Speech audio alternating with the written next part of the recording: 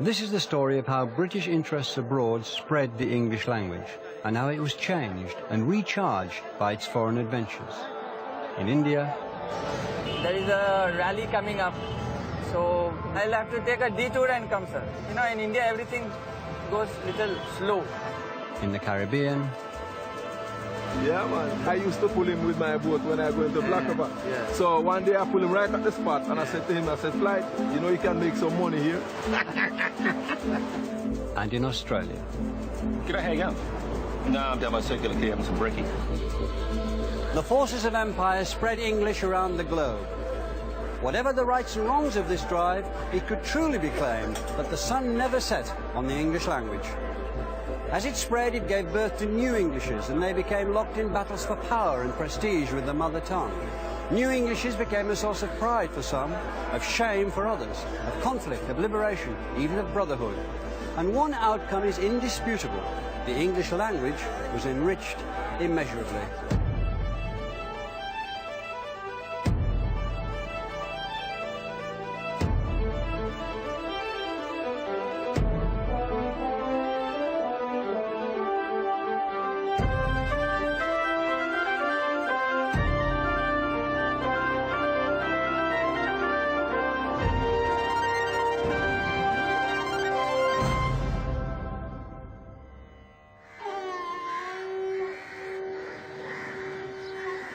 In India, English faced a country of intense and elaborate civilizations, a magnificent empire, initially much greater than its own. And it faced an enormous challenge if it was to establish itself in a country which today boasts over 1,000 million people and 200 different languages, including Hindi, Sanskrit, Bengali, Gujarati, Marathi, Punjabi, Kashmiri and Urdu. But establish itself, it did. And here in Calcutta, the signs are still, literally, all around me.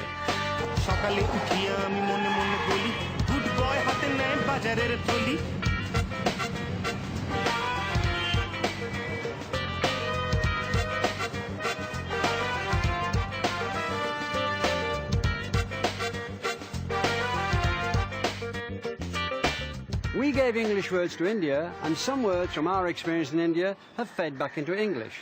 Most of them from Hindi. Familiar words like blighty, bungalow, cheroot, loot, ghoul, thug, pundit, coolie, cashmere, dungarees, bandana, jodhpurs, pyjamas, cot, divan, shampoo, cash, toddy, deco, gymkhana, polo, bangle, jungle, cushy, khaki, doolally, dinghy, catamaran, caste, swastika, juggernaut, avatar, guru, karma, mantra, yoga and sacred cow. All these and many more were adopted from the subcontinent.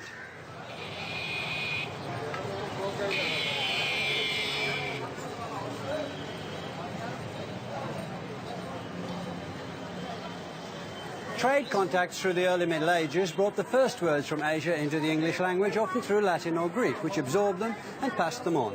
Words like pepper, beryl, ginger, panther, sugar, musk, sandal, camphor and opal all seem to have their roots in languages spoken on the subcontinent, and especially in Sanskrit. But the close relationship between English and India really began at the start of the 17th century, when the East India Company was granted a monopoly charter to seek out and trade with the rich spice markets of the East. This was a collision of cultures between the British merchant adventurers and the potentates of Oriental society. And in order to prosper, the English had to learn the lexicon of power and degree and to curry favour. Obsequiousness mattered. The English at that time were amateurs in class and social distinctions compared with a culture which included Maharaja, Mandarin, Nabob, Shah, Mughal, Khan, Raja, Padishah, Lama, Sayyid, Sultana and Maharani. The English had to kowtow and learn Bengali and Hindi to survive, and they did. In India, after years of negotiation, begging and buttering up the Mughal rulers in their own Persian tongue, they were allowed to set up trading posts, factories at Madras, Bombay and amid the opulence of Surat.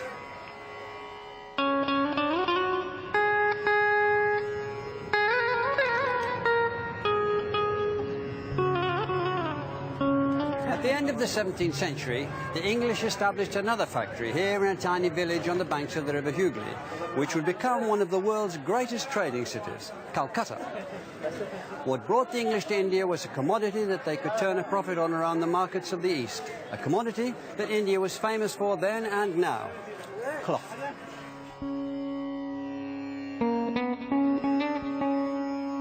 In India, the English found a variety of brightly coloured printed and woven fabrics.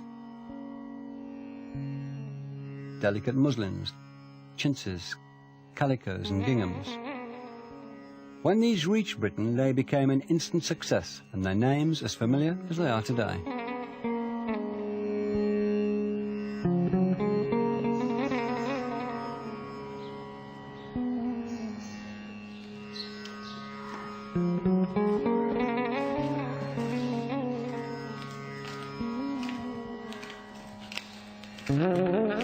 India and Britain.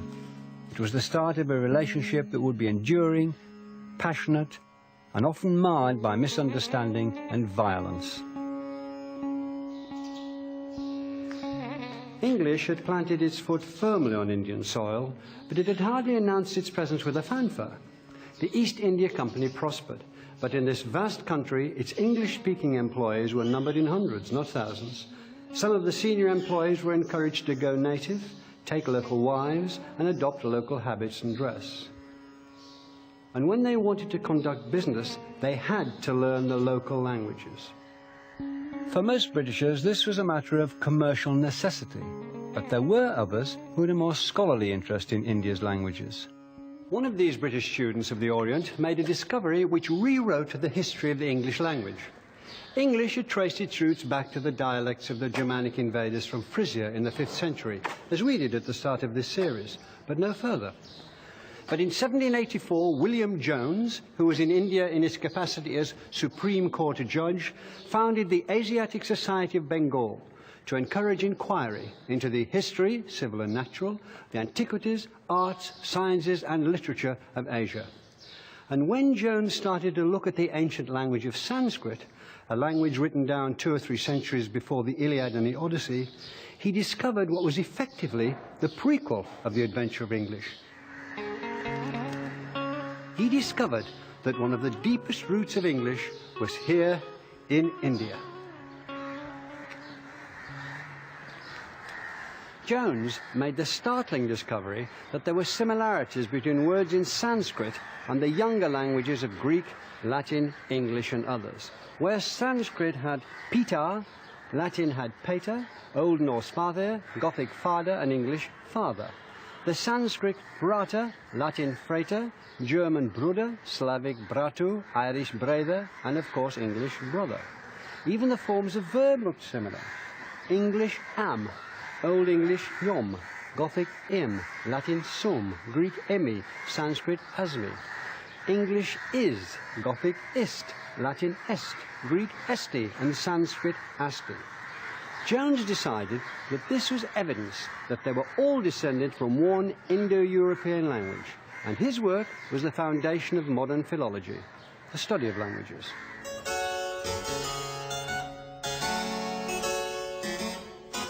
English had acquired a new past, here at the headquarters of the Asiatic Society.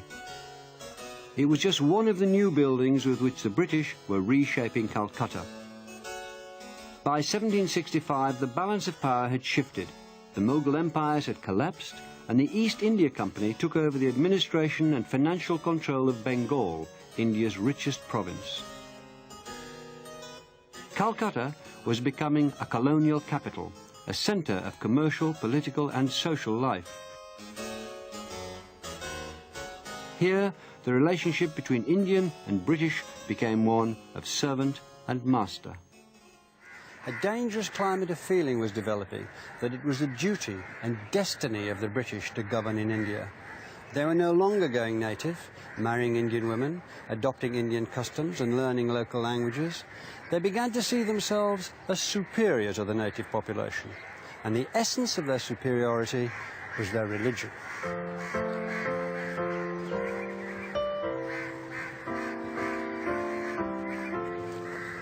In 1813, the Foreign Secretary William Wilberforce told the British Parliament that they were morally obliged to change what he called India's dark and bloody superstition for the genial influence of Christian light and truth. The British had looked at India and had decided that the Indians just weren't British enough. In the interest of their happiness and for the good of their souls, they needed to be converted to Christianity and Western morals. A string of missionaries headed east to devote themselves to this work.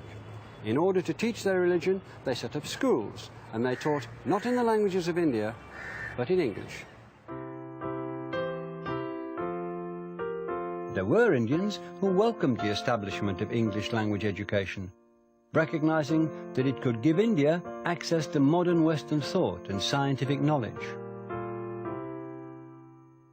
But what happened next went beyond education. A new English language policy changed Indian society and its relationship with the British forever.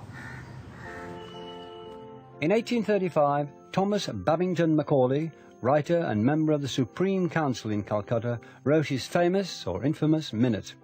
In it, he laid out why he thought the teaching of English, rather than any Indian language, should become official government policy. He summed up, "The dialects commonly spoken among the natives of this part of India contain neither literary nor scientific information, and are, moreover, so poor and rude that it will not be easy to translate any valuable work into them. The claims of our own language it is hardly necessary to recapitulate. It stands preeminent even among the languages of the West. I think it clear that it is possible to make natives of this country perfectly good English scholars, and to this end our effort ought to be directed." Today, that sounds astonishingly patronizing. It sounded so to many at the time. English would be the imperial language of India. There were some who welcomed it and saw it as a window to a bigger world, and they still do. Others who resented it as an intolerable imposition, and they still do. This English education would only ever be for a minority of Indians. Macaulay's intention in creating these good English scholars was to create a new class of Indians whose knowledge of the English language and ideas would make them loyal to their colonial rulers, a class who, he said, would be interpreters between the few thousand British in India and the millions whom they governed. These were the clerks of the Indian civil service, who are known here as writers. This huge building behind me, the Writers' Building, was constructed to house them. From here, hundreds of thousands of instructions dealing with law, finance, health, commerce, and the nuts and bolts of government were issued in English. From here, the British, through English, ran India. As the 19th century progressed, the vast continent was opened up. British colonizers, engineers, surveyors, doctors, planters invested their lives in the adventure. British civil servants, working with their English-speaking Indian writers, administered it.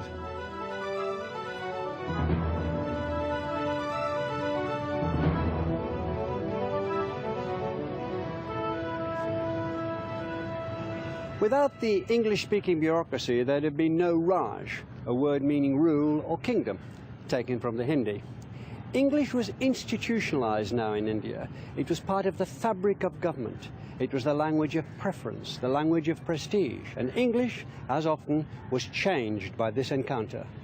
I stand under the shoes of my client and only seek to place my bone of contention clearly in your honor. Over time, the English spoken by Indians became a particular ornate form. Babu English, it was called. Your Honor will be pleased enough to observe that my client is a widow, a poor chap with one post-mortem son.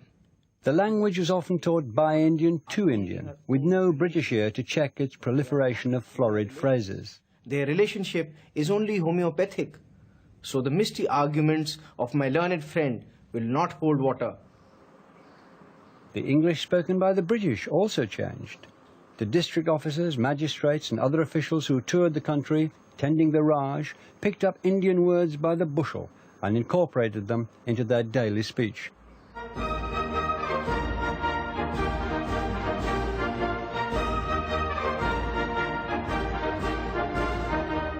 The British Army particularly relished picking up Indian words. They prided themselves on being able to bolo the batatora, meaning to speak the lingo a little. Or perhaps they were banged up to the eyeballs, stoned on bang, in which case they might need a word with the Amen Walla, the chaplain, and find themselves facing Tory Pichi, which meant delayed repatriation, and was taken from the Hindi words for a little later. The slang was so prolific that it needed a dictionary. In 1886, this great glossary of Anglo-Indian colloquial words and phrases was published, almost 900 pages of it. Here's khaki, taken from the Hindi for dust-coloured, meaning a light drab cloth. The dictionary notes that it is said that it is about to be introduced into the army generally. The dictionary has the curious title Hobson-Jobson. As the book explains, this is another army term, a corruption of a phrase shouted by Muslims in a procession. There are plenty more examples of the way that the British adopted and altered Indian words. Chapati entered the English language as chow patti, perhaps with an echo of patty, or even a cowpat pushing it that way. The Indian plant cowanch, which has irritating hairs, became cowich, and the fish kakap became cockup. Allahabad became known as Isle of Bats. Bazikana, stale food, or yesterday's dinner warmed up, became brass knocker. Brinjal, aubergine, became brown jolly. And the great killer, cholera morbus in Latin, became the very English Corporal Forbes.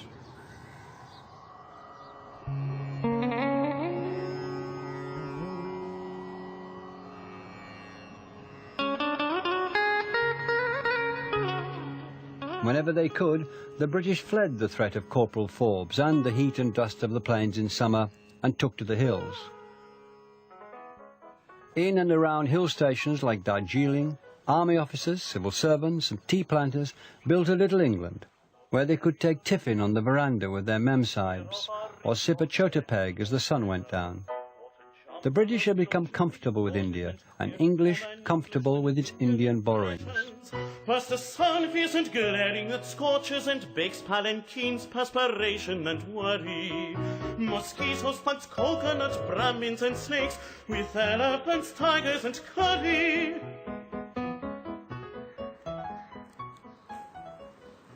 But while the English enjoyed their dominion, the seeds of Indian nationalism were being sown in meetings in this room and rooms like it, where the pioneers of Indian independence used to gather. Nehru himself, the young Nehru, used to come to this room. This was the unlooked-for fruit of Macaulay's Minute and the education policy that had brought the English language to the Indian people. As well as words, they'd taken on ideas, Western ideas of democracy, self-government and freedom. And English had not only given them the theory, it had given them the language to communicate it to the world. Rudyard Kipling noted that many Indians claimed that they could run their own country, and that some Englishmen believed them, but only because the Indians put their case in what he called beautiful English, which made it sound credible. Kipling dismissed Indian independence as no more than a pretty idea, but it was more. It was persistent. The English language had inadvertently sowed the seeds of the destruction of the Raj. The British didn't see it coming. When the Viceroy, Lord Curzon, choreographed a spectacular Durbar to celebrate the accession of Edward VII in 1903, India was still the jewel in the crown of the British Empire, and what or who could possibly dislodge it? 5 years later, one of the leaders of the independence movement, a lawyer called Mohandas K. Gandhi, wrote a pamphlet in which he complained about the imperial status of the English language in India. To give millions a knowledge of English is to enslave them. The foundation that Macaulay laid of education has enslaved us. I do not suggest that he had any such intention, but that has been the result. Is it not a sad commentary that we should have to speak of home rule in a foreign tongue?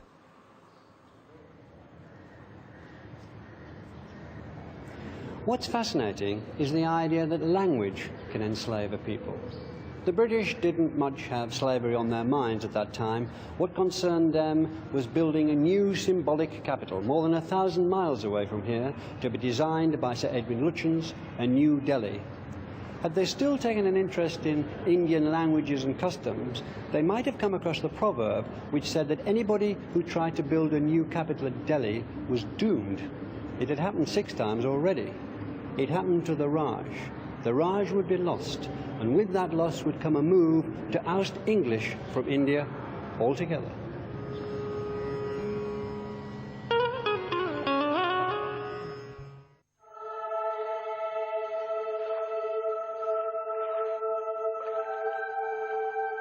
We came to the island of the cannibals called Dominica, where we arrived the 9th of March. Near about this place inhabited certain Indians. They came down to us, presenting meal and cakes of bread, which they had made from a kind of corn called maize. And they brought us down hens, pines, and potatoes. These potatoes be the most delicate roots that may be eaten. The natives whom Hawkins called Indians had been given that name by Christopher Columbus in 1492. He thought he'd found a western route to India, but he had in fact made landfall here, 12,000 miles to the east in the Caribbean, another stage on which the adventure of English would be played out. The name Caribbean itself, which denotes the Great Sea and the arc of islands which string out for more than 1,500 miles, came from the real name of one of the native tribes here, the Caribs, who were notorious for their fierceness and cruel treatment of captives. Another version of their name was Canib, from which we get our word cannibal. And the Carib languages gave English cayman, canoe, curare, peccary, and tamarind, among other words. From the language of another local tribe, the Arawaks, came hurricane, cassava, guava, hammock, iguana, and savannah. Two words used by Hawkins, maize and potato, and mangrove, barbecue, probably, and Jamaica itself. As we've seen in India and elsewhere, when English encountered new languages, it soaked up new words. But the adventure here in the Caribbean was very different from the one in India. There, English, initially at least, had to accommodate itself to established languages spoken by people with status and power. In the Caribbean, local people and local languages would be pushed aside. Others would be imported, and they would react with English and other European languages to produce rich and unique hybrids.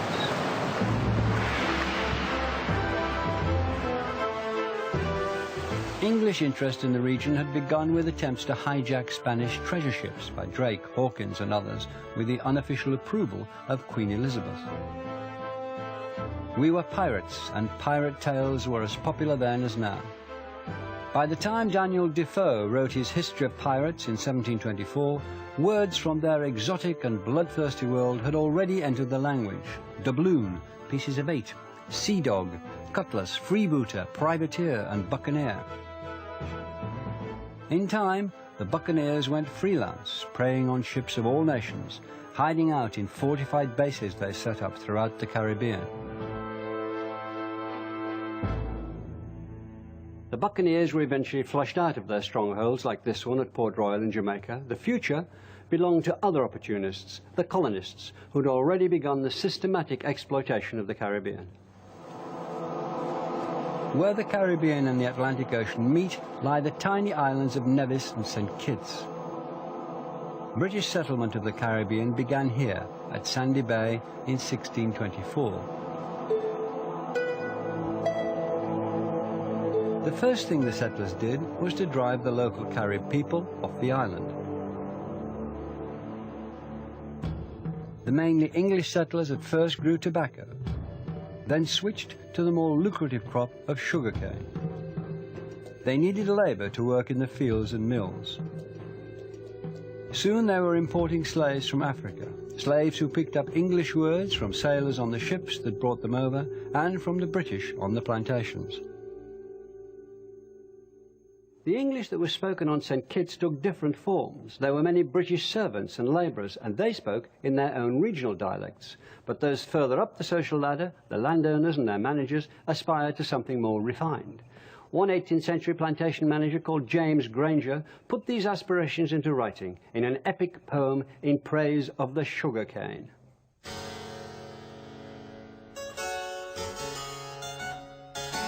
What soil the cane affects, what care demands, beneath what signs to plant, what ills await, how the hot nectar best to crystallize, and Afric's sable progeny to treat. A muse that long hath wandered in the groves of myrtle indolence attempts to sing. In Britain, some critics hailed Granger as the first real writer to come out of the Americas. High society admired his ornate style as English at its best. Whatever its qualities, it was a world away from the language spoken by the majority on St. Kitts, that sable progeny of Afric, as Granger coyly puts it, the black slaves who now outnumbered the white settlers. A taste of their language was recorded by an English carpenter, Samuel Matthews, in the last decade of the 18th century. On St. Kitts, he wrote down the following exchange, a darker version of plantation life than Granger's, and perhaps the nearest we might get to the authentic voice of a slave. Was mata badik wow, abriya boshe bang you. You tan na sobe au, da bakra man go wrong you badik wow. What's the matter, brother Quo? I think the overseer hit you. You don't stand to know how that white man is going to wrong you, brother Quo. This is language that shows the speaker's African origins. Most of the words in this short passage are recognizably English on the page, but the sounds have shifted. Brother has become buddy, a word that's now very familiar, but this is the first time it was recorded. Overseer has become obishi. This is what happens when people try to voice strange words using the sounds that they know. We've seen it before in America, when the Pilgrim Fathers struggled with Native American words. There's another example here. The English word stand has become tan. That's probably because a lot of African languages don't allow two consonants to run together. So the ST of stand has become T, and the ND has become N. Stand, tan. English vocabulary, African grammar. There's one word straight from Africa, bokra, for European or white man, and another has come through Portuguese slave traders. Their word saba has here become sobi, to know. You tan na sobe au, da bakra man go wrong you body quo. This kind of language is called a Creole. It's the result of African and European languages colliding, producing hybrids spoken by the black population. Let me alone. No so trouble begin now. I go mind take van tone, so knock your rotten shin. This was the pattern throughout the plantations of the Caribbean. But on each island, the social and racial mix was slightly different, and each island developed its own unique Creole. Unfortunately, English wasn't a benign parent to what it regarded as its rather uncouth offspring. The Creoles continued to be treated by English speakers as unfit for polite society.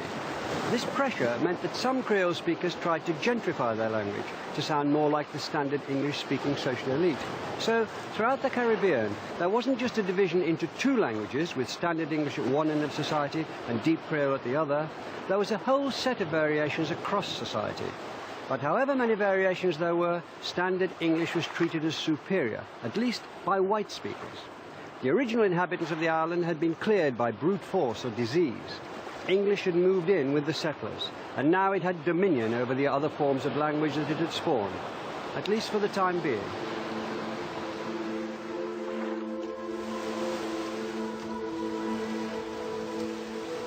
Wherever English traveled around the globe, the story was the same. New colonies developed dialects of their own, even when no other foreign languages were involved.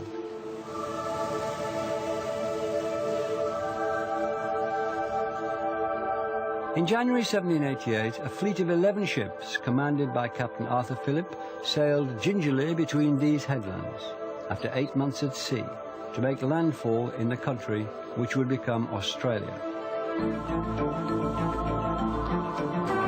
The place they chose to settle would become Sydney Harbour. Today, the ferries which transport Sydney's commuters bear the names of the ships of what was known as the First Fleet: Sirius, Supply, Fishbourne, Friendship, Borrowdale. Their original cargo was also human.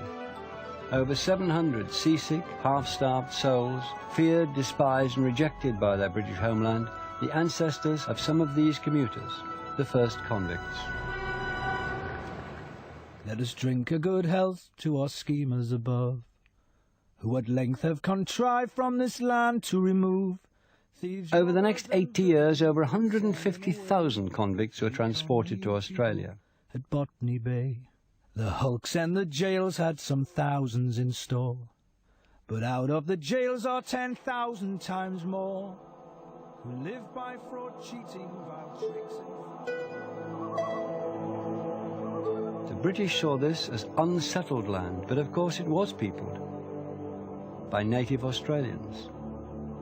The Aboriginal tribes had over 250 languages. Many would disappear over time. But in the early days, the settlers were fascinated by the natives, and from them they learned the names for many of the new plants and animals they were encountering, like the kangaroo. English picked up more words from the native languages around Sydney Harbour. Boomerang, dingo, koala, wallaby, wallaroo and wombat. And cooey, which was a call used by natives to summon one another from a distance, was soon adopted by the English. And there's also a type of owl called the boobuk, a tree called the warata, which has become the emblem of New South Wales, warrigal, which is another name for the dingo, and woomera, a throwing stick. As settlement spread, English picked up words from other native languages. Billabong, a cut-off pool in the branch of a river. Budgerigar, yabby, which is a crustacean. Barramundi, a giant perch. And from Western Australia, kylie, another word for boomerang.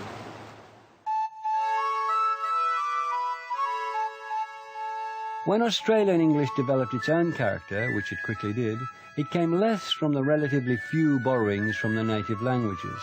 Overwhelmingly, it was shaped by the regional and criminal background of the early settlers. Some words that we think are most typically Australian were actually imported. Dialect words that have died out in England but hung on in their new home. Cobber comes from the verb cob, meaning to take a liking to. Dinkum was a word for work, and fair dinkum meant something similar to fair play. And digger was another word that sailed halfway around the world. English then, Australian now. The new Australians got their most colourful vocabulary from the criminal slang of 18th century London, which was known as flash, or kiddie talk. Kiddie from the verb to kid, as in to cheat or to fool. Some of the words they used are familiar to us now. Chum, meaning a fellow prisoner. Swag was a bundle of loot. Job for robbery, Judy for woman, mug for face, pigs for police, beak for magistrate, lark for prank, split for betray by informing, put up job, and stow it, meaning keeping quiet, are all found in Australia and in the criminal language of Dickens' Oliver Twist. It didn't take long for tension to develop between the prisoners and their descendants and the other British immigrants who'd come to make a new life in Australia and were forming the colonial establishment. People like the MacArthurs, who settled here at Elizabeth Farm near Sydney and invented the Australian sheep industry. These British incomers were known as sterling, and they spoke the language of the home country. The people born in Australia were known as currency and spoke the local dialect. At Elizabeth Farm, male convicts were assigned to labour in the surrounding fields, females to work as servants in the house and kitchens. Social divisions continued, defined by language. But over time, convicts who'd served their sentences could become citizens of the emerging country and call themselves government men, legitimates, exiles, or empire builders.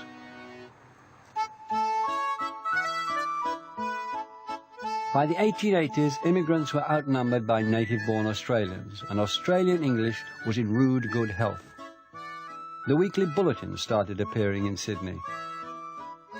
Known as the Bushman's Bible, it was sensational, outspoken and slangy. In its pages you find words like fair dinkum, larrikin, bonza, bloody, offsider, fair cow, battler and bludger, classic Australian. And there are examples of vivid Australian phrase-making. Better than a poke in the eye with a burnt stick, or as miserable as a bandicoot on a burnt ridge. And there are also poems and songs which helped create the image of the Australian bushman and his speech in the outback. Once a jolly swagman camped by a billabong under the shade of a coolabah tree, and he sang as he watched and waited till his billy boiled. You'll come a waltzing Matilda with me. Waltzing Matilda. Matilda is slang for a bedroll. Waltzing Matilda means going on the road. Was written on a sheep station by the poet and solicitor Banjo Patterson in 1895. And waited till his billy boiled. You'll come a waltzing. With its mix of words from English convict slang like swagman, meaning a drifter, And from Aboriginal languages like Billabong for pond and Coolibah for eucalyptus, Waltzing Matilda encapsulates the essence of Australian English at the time.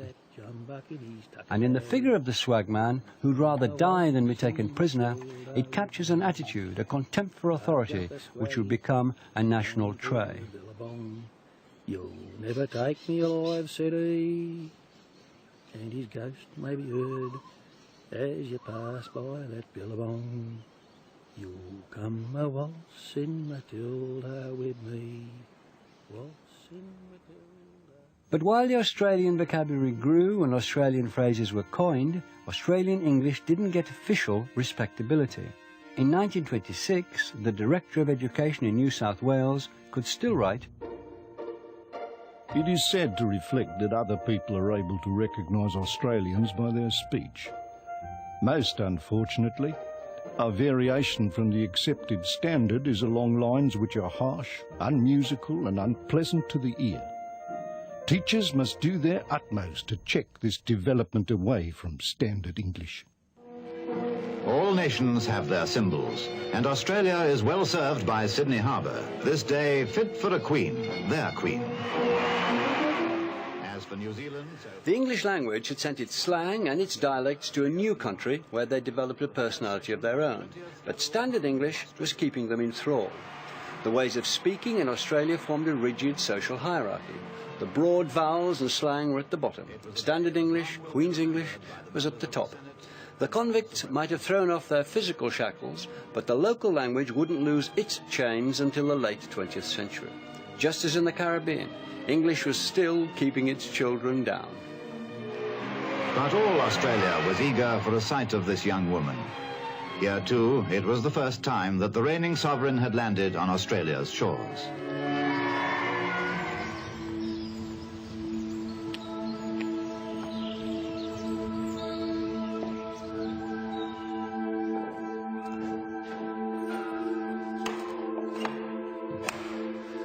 The British Empire, by the turn of the 20th century, was in its heyday.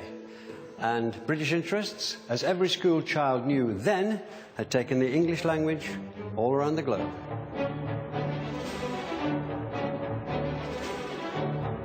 The spread of the language was inseparable from the growing feeling of superiority which marked the empire and its people.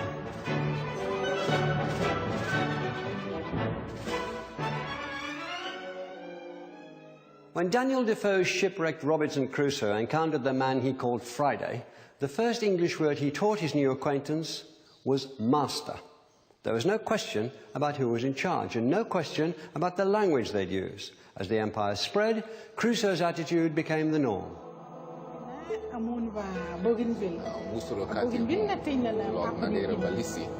Around the world, English pushed hundreds of local languages aside. In some cases, it could be said to have killed them off. Less than half the Aboriginal languages survived, and they now face extinction. North American languages also suffered, among them Lakota, the language of Sitting Bull, and the Sioux people. Did you speak Lakota to your grandfather? You have to. Otherwise he wouldn't understand me if I start speaking English. Did you enjoy learning English? We have to learn the English. And if we speak Indian to each other, then both of us have to go up to the desk, teacher's desk, and she makes us stand in front of her. She gets this big ruler, about this long and this thick, and she slaps our hand, hits us till it's all red. Yeah. And they won't let us speak our language because I think they were trying to change us into white men. Na hunkuki ha Julie Sitting Bull wounded her sicha. Su Lakota oete hemacha. I spoke to Dolores Blacksmith in Chicago, but you don't have to go that far around the world to find examples of English bullying, no further than Wales. The military, political and social dominance of the English over the Welsh has always been reflected in their languages.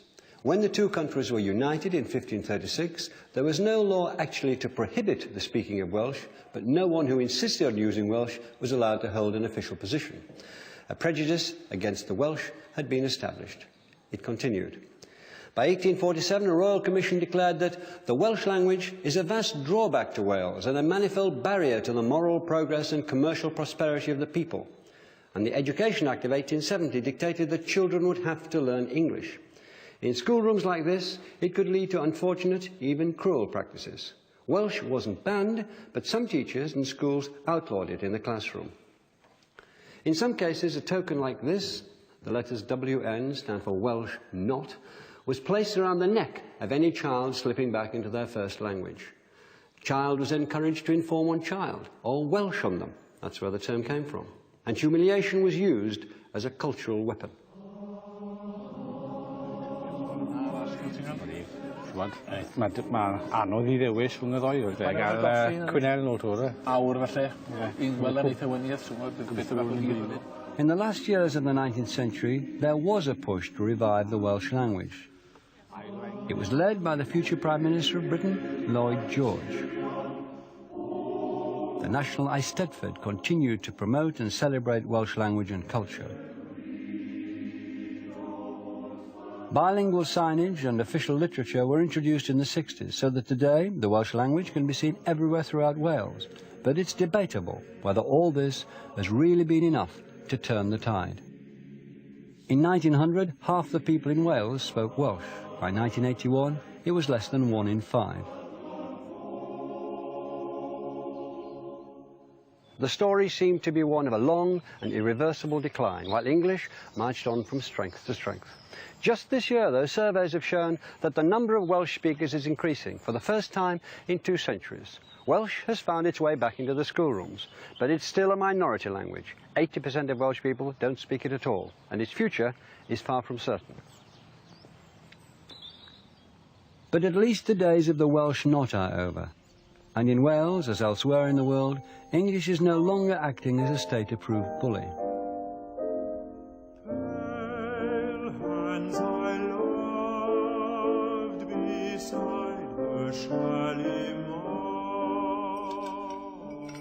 As the British Empire has faded away, English has had to come to terms with a changed world, reaching accommodations with local languages and with new political realities.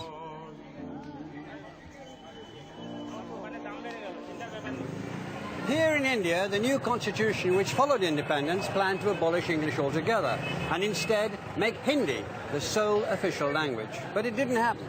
Hindi is only the first language in some states of India, and other parts have their own languages, like here in Calcutta and the rest of Bengal, where Bengali is spoken. Regional rivalries are often fierce, and so the users of other languages exerted political pressure, in some places even rioted, to keep English rather than be forced to use Hindi. And even the most cursory glance at any of these bookstores here in Calcutta will show you how English is still part of Indian life. It's a minority language, but it's the language in which many Indian states communicate with each other and with the outside world, and that gives it tremendous clout. Some would say too much.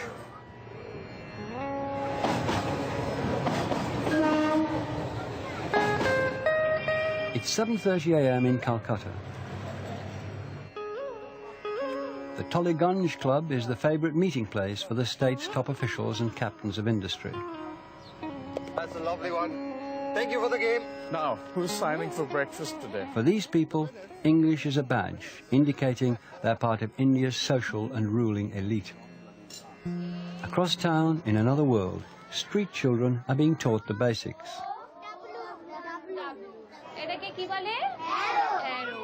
For them, English might mean a fingerhold, a scrap of advantage in getting a job against desperate odds.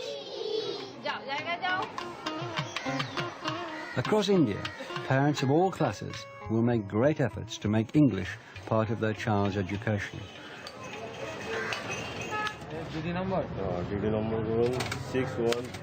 For this man, English is the language he must hire to deal with the bureaucracy of taxing a car.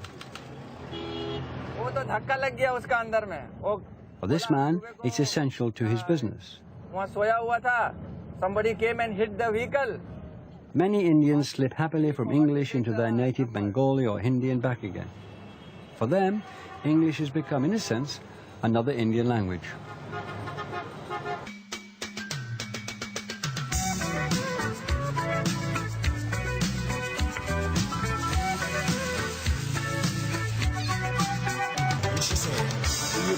land down under.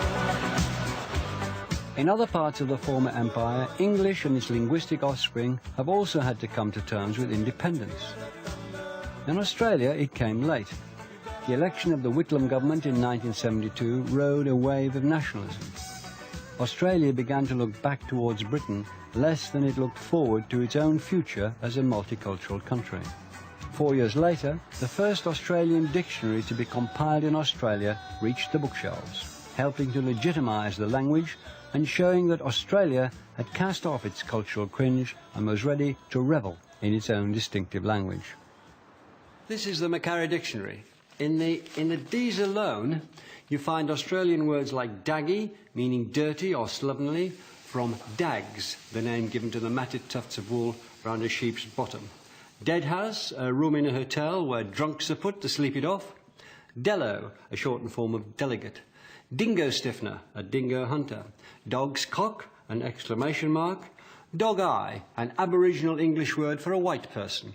Drac, an adjective, depressingly unattractive, possibly from Dracula. And dunny, an outside toilet, a name that can be traced back to the English words dana, meaning dung, and ken, meaning place or house. In Old British dialects you could find danikin or dunnikin. The Australians shortened it and keep it in use. Vocabulary aside, Australian English has developed some distinct variations of its own. G'day, how you going? Good. No, I'm down by Circular Quay having some brekkie. I think there are two features that really earmark Australian English, at least for me. One is the abbreviations, the Australian love of shortenings, so that a word, if it's not already a single syllable, gets reduced to a single syllable, and then an ending is bunged on, E ending or an O ending. So something like, my mate Jacko, you know, the weirdo journo from Freo, he slipped on a bit of lino during his smoko one arvo and ended up on compo and a real dero. Another characteristic, I think, of Australian English is the sometimes called HRT. This is not hormone replacement therapy, but high-rise terminal. It's the Australian questioning intonation. So it really is like the rising intonation of a yes-no question, except that you find it on statements. How old was this boy? He's 24 now. Was it Phil? Yeah. No, what did she say? Well, I called her the Savo and Here in Australia, you encounter quite, well, amused, probably even hostile reactions now to British received pronunciation, Queen's English. People find them affected now, and they're wanting much more to speak Australian English. Hey, you see this fella over here? It's his Bucks party. Gone. No more.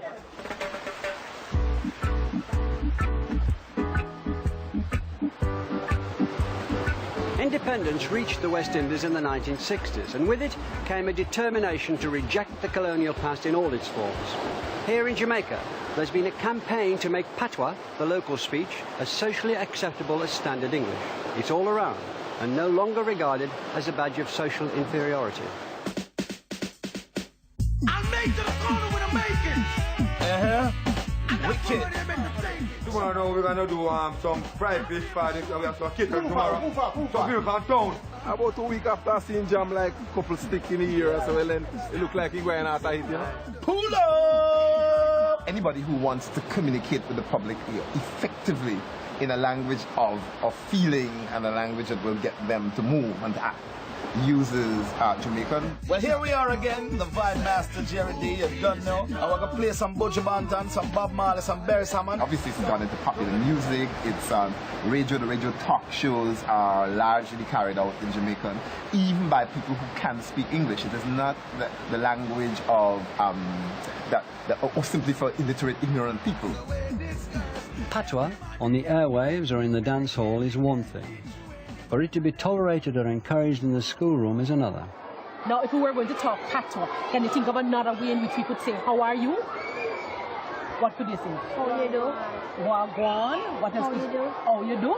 What used to happen, right, is when Jamaica was under slavery, before slavery was abolished, the slaves, when they used to have to break... There are those, like the poet and performer Joan Andrea Hutchinson, who actively promote patois among children.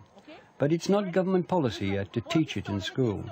Here, standard English is still the norm. 5, 6, 7,